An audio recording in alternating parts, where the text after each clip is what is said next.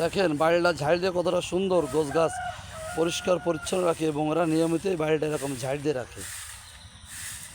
এটা একটা বিশাল ব্যাপার। দেখেন একদম একটা পরিচ্ছন্ন পরিপাটি একটা বাড়ি দেখছেন আপনারা, যেদিকে তাকাবে গোছ গাছ, কোনো নোংরা কোনো কিছু নাই।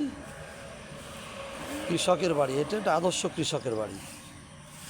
পুরো বাড়িটা আপনারা দেখলেন।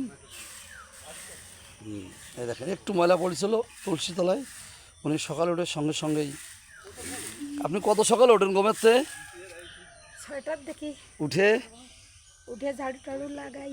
তাই না? দাঁড়া সেলাই গিয়ে তারপরে পরিষ্কার পরিচ্ছন্ন রান্নাবান্না করেন সকালের। হ্যাঁ এটা আপনার নিত্য একদম কাজ, নিত্যদিনের কাজ, তাই তো? হ্যাঁ।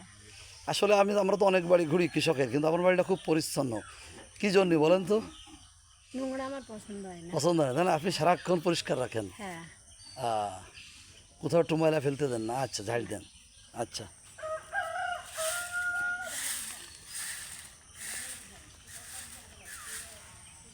ওকে, ধন্যবাদ।